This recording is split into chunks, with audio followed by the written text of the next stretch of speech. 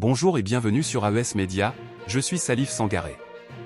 Aujourd'hui, nous revenons sur une affaire qui secoue le monde religieux britannique et africain. 7 Zimbabwéens ont porté plainte contre l'Église d'Angleterre, qu'ils accusent d'avoir caché les crimes d'un pasteur pédophile, permettant ainsi la poursuite de ses abus sur le continent africain.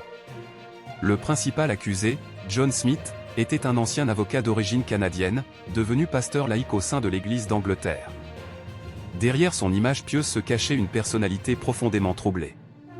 Entre 1985 et 2001, alors qu'il vivait au Zimbabwe, Smith aurait abusé de dizaines de jeunes garçons dans des camps religieux où il prétendait renforcer la foi des adolescents.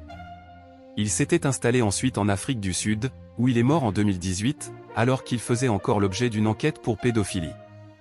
Mais selon les plaignants, l'histoire de Smith commence bien avant l'Afrique. Dès les années 1980, il aurait commis des abus similaires sur des jeunes garçons britanniques. Et c'est précisément là que, selon les victimes, l'Église d'Angleterre a failli. Les 7 plaignants, 6 hommes et la mère d'un adolescent décédé à l'un des camps de Smith, affirment que les responsables de l'Église savaient, mais ont préféré protéger leur réputation plutôt que les victimes.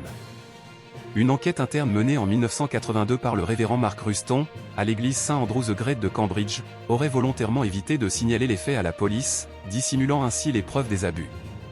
Cette omission a permis à Smith de quitter discrètement le Royaume-Uni pour s'installer au Zimbabwe où le cauchemar a continué.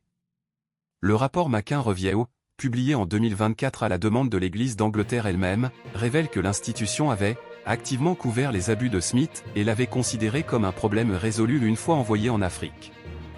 Parmi les plaignants, Rocky Leander, aujourd'hui adulte, témoigne avec émotion. Le souvenir de la honte et de l'humiliation que j'ai subi ne m'a jamais quitté. Je suis profondément en colère que l'Église d'Angleterre ait exporté ce criminel au Zimbabwe. Les victimes décrivent des scènes de torture morale et physique. Des coups portés avec des raquettes de ping-pong et des battes de jokari, des nudités forcées, des attouchements, et des discussions intrusives imposées par Smith. Ces pratiques étaient, selon le rapport McIntyre, clairement motivées par un sadisme sexuel. L'avocate Rebecca Reed, du cabinet Leday, représentant les victimes, a déclaré: cette affaire n'est pas seulement une question de justice, mais de responsabilité morale.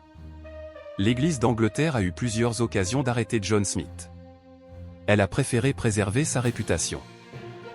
Face à la pression croissante, l'Église anglicane d'Afrique australe a récemment présenté ses excuses pour avoir échoué à protéger les jeunes et pour ne pas avoir transmis les avertissements concernant le pasteur Smith. Cette affaire, au-delà des faits horribles qu'elle révèle, pose une question essentielle. Jusqu'où les institutions religieuses sont-elles prêtes à aller pour éviter le scandale, au détriment de la justice et de la protection des plus vulnérables? Les victimes, elles, espèrent que cette action en justice sera enfin un pas vers la reconnaissance et la réparation. Merci d'avoir suivi cette édition spéciale d'AES Media, présentée par Salif Sangaré.